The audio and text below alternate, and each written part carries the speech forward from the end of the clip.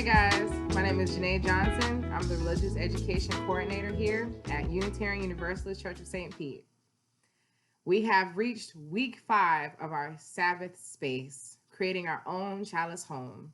I hope you all have enjoyed putting your things together with using pictures, plants, any type of things that you consider memorable, near and dear to your heart with your own chalice, like this chalice, for instance, mine. Putting it on your space, enjoying this space, not just for our worship on Sundays, but acknowledging it every other day. When you say water the plant or light an incense, or even drop a stone into your water. I hope you all have taken the time to even look at some of the families online that have done the same thing. So many families across the United States have been putting together their chalice homes for this Sabbath space. So, without further ado, we're going to get right into our centering sound with Miss Trish.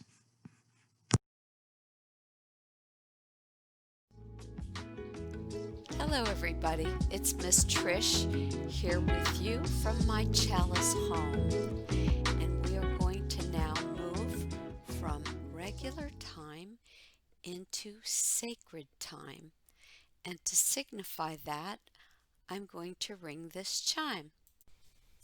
I'm going to ring it 3 times. Listen for the sound to disappear.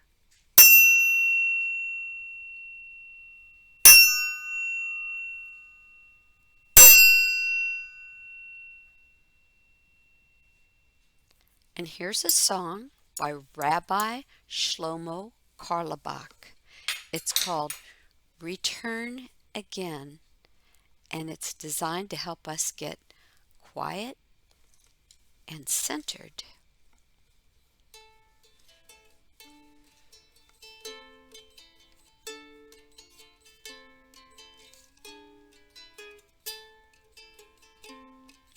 Return again, return again, return to the land of your soul. Return again, return again, return to the land of your soul. Return to what you are, return to who you are, return to where you are, born and reborn again. Return again, return again, return to the land of your soul.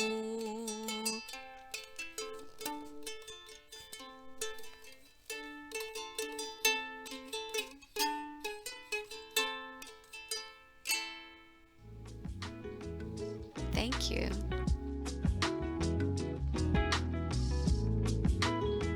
Let's make sure this thing is on now. Woo, it's recording. All right, Jade, you're up. We light this chalice for the warmth of love, the light of truth, and the energy of action. All right, and your chalice? It's right here. Just have to put this down. See the chalice, everyone? Oh, sorry. Da-da-da-da. You want to see it? I see. So, can you tell me more about this chalice again? It's like our spirit of life. Of life? Of life. So, the spirit is represented in the light of the chalice. Yep. She pet me like I was a pet. Well then, let's get into more of this worship. All right, so parents and families, this is the part where we give to the giving bowl. You can say we drop our coins or papers in and fill in bowls, serving others to make us whole. You can add this to give to organizations that you guys are already donating to, or even just writing letters and notes to veterans that have served in the military, or even writing notes to those who deliver our packages in mail, or even just our family members that we appreciate so very much. There's so many ways that we can give thanks in that space of our giving bowl. Also, we can also add the threshold to our spiritual community. So we can say we are a part of the Unitarian Universalist Church of St. Pete. We place this door or window to remind us of our spiritual community. We have to stay isolated from it for now, but someday we will return and be together again. Someday. So you can take the time to find a space to create this threshold. You can add it onto your Sabbath space, however which way you see fit. But adding it in and acknowledging it every day helps bring peace to whatever that is in your space. Just taking the time to actually do that, creating your own daily ritual, if I may. Get into a habit of something new and see how that goes. Now we're going to share our graces and gratitudes. It's like our joys and sorrows. When we listen to each other, it's a holy act to share our joys and sorrows. With grace, it flows on back. Let's put our minds on noticing all the good things around us, even though times are hard. Each family member can choose a stone or a rock. I've got mine right here. And they can think of something for which they're grateful and drop it into the bowl of water, just like we did last week. With this stone, I say thank you for my friends that call me and make sure that I'm all right, and for my friends that I call so I can give care to them too. Now, everybody gets a chance. And remember, you can reuse the stones if they really love it when you do. Next, everybody gets to choose a stone again. And I'm going to choose this one. And this is for something that we have a concern about. So, with this stone, I put it in my heart that I'm concerned about all of the wildlife and the plants that might have been harmed with all the noise and lights and pollution that was caused by people shooting off fireworks in my neighborhood. I put that there with my concerns. And doing so, it keeps these things close to our heart like a prayer. A lot of us might want to share a concern that we have about a relative or friend that could be in danger of getting sick. The people who work in doctor's offices or places where you get your eyes examined or at the dentist are in danger of getting sick from COVID, even though they take a lot of precautions. And then there are large groups of people that can't take precautions, like the people that are incarcerated in detainment facilities right now, people in other countries that don't have ways to stay safe with washing their hands and using social distancing and wearing masks. They're in danger of getting sick. So we can drop an extra stone in the water for those people. I'm going to do that now. And don't forget your relatives from last week. We put their pictures up on our altar that we might be concerned about. And you can reuse the rocks. I have something new that I added to my altar, and I don't know if you can see it, so I'll take it down off of the wall. This is a picture of the front door of the Unitarian Universalist Church. I couldn't find a good picture, so I printed one and traced it. And it's pretty good representation. I can actually tell what it is. So I'm going to put that back up on the wall as a new addition to my altar. And I'm going to turn it over for the chalice lighting to Miss Jade.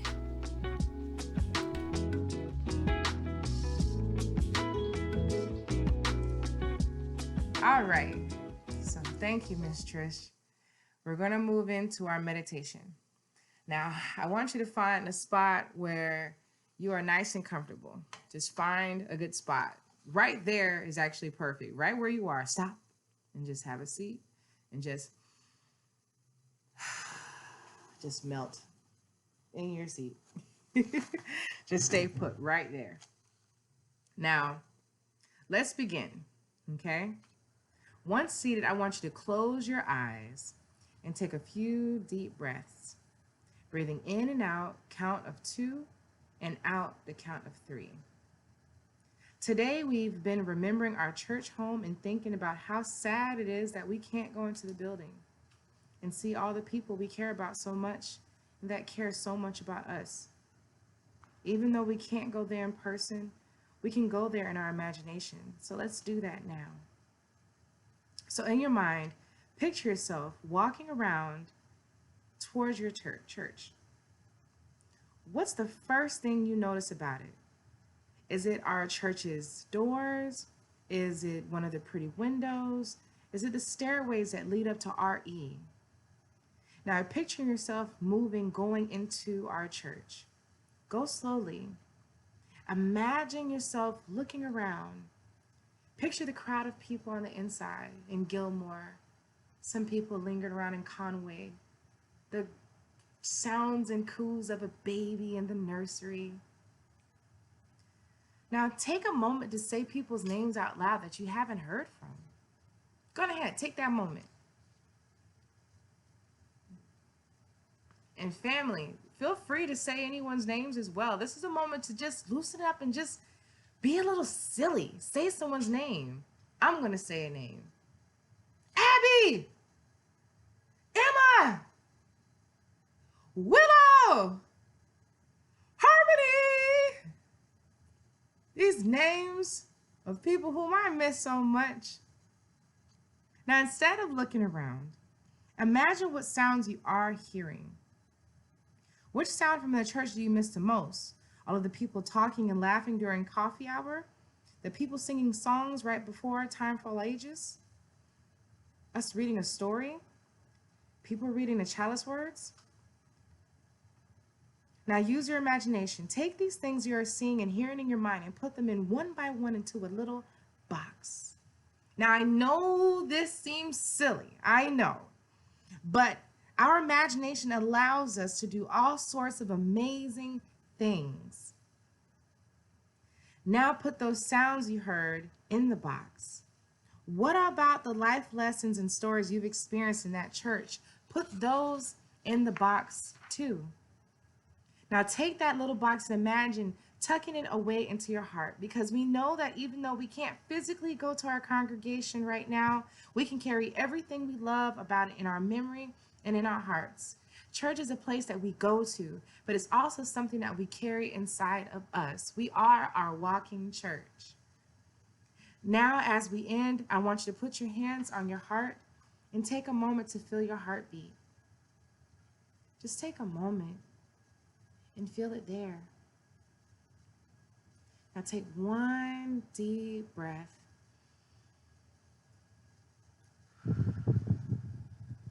This time I want to hear your breath. I want to hear it.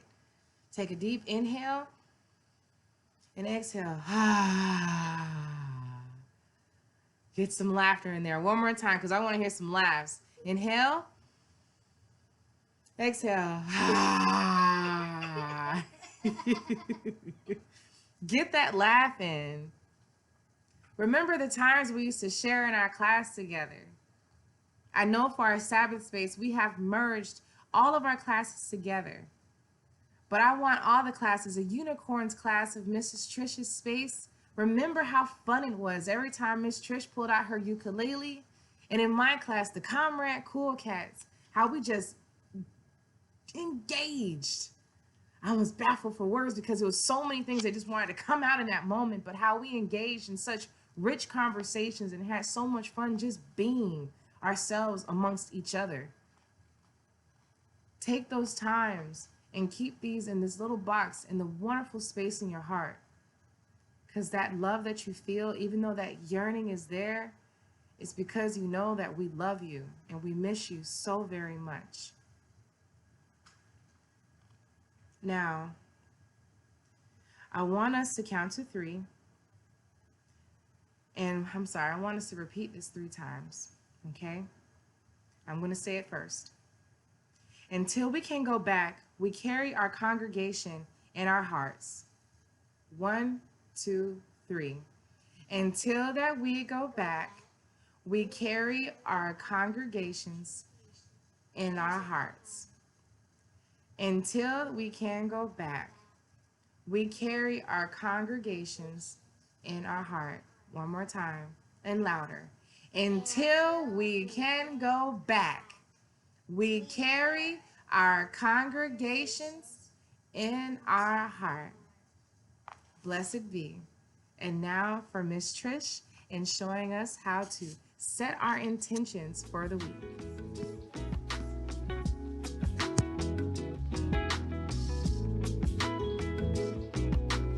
In this segment, as we come close to the close of our worship together today, we're going to set an intention for the week. And it will help us to remember how we want to be or act in the world and how we want others to treat us. So my intention for the week will be to pause briefly and drop all thoughts about what has already happened, what I hope will happen, and become very present so that I can be at peace and make good decisions. And one of them will be to stay very safe and healthy so that we can come back together again soon. Each family member can say something like this. I'll say it first, and then they can fill in the part that's theirs. In the coming week, your turn, I will imagine returning to UU St. Pete. Your turn. And now say one thing that you will do to help make that happen. Thank you. I can't wait to see y'all there. Now I'll say some words of blessing, sort of like a prayer. So I'll put my hands like this because I like to do this. Spirit of life, we have been separated from our spiritual community. We yearn to walk through the doors into that welcoming place. We have grown our chalice home into a center of spiritual nourishment for this family. We enjoy the blessing of time together as a family. We hold our wishes for the return to time together as a church family. When this is over, we will join together in our journey on 2 paths, the path of our chalice home and that of our beloved congregation. May we be safe and well for that return. Be blessed. Amen. Hi, my name's Jade, and this is Grandpa Eddie. Say hi, Grandpa Eddie. Okay. Anyway, we're going to extinguish the chalice. We gather the warmth of love, the light of truth, and the energy of action into our hearts. Back into the world of do and say, carry it forward into the dawning day. Go now in peace. Amen. Gonna put that down. Coming back, Grandpa Eddie. Don't leave me behind. Okay. Any questions? What does extinguish mean? I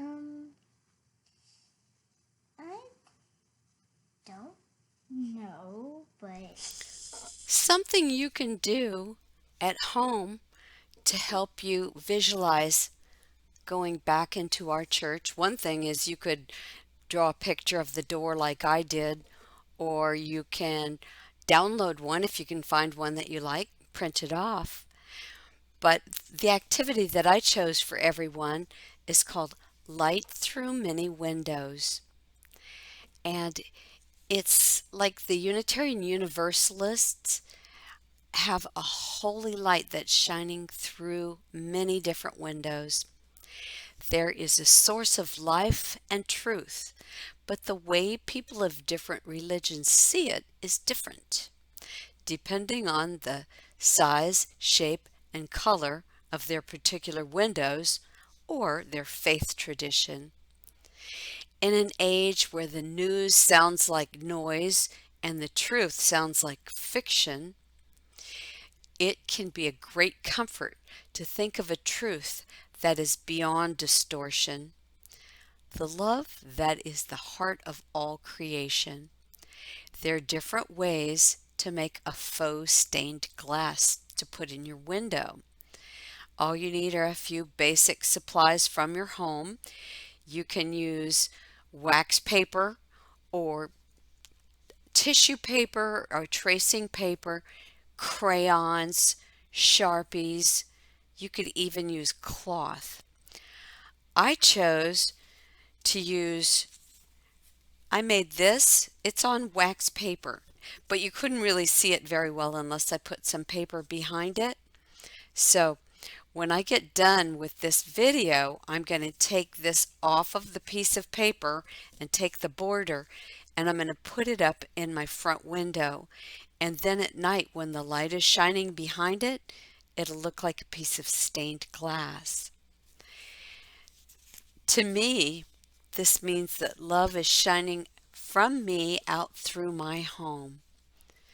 When you make your particular stained glass, talk to the people in your family about what it means to you, and then listen and let them tell you what it means to them. I'm sure you'll have lots of great ideas. I hope to see you all real soon. I love you all. Bye for now.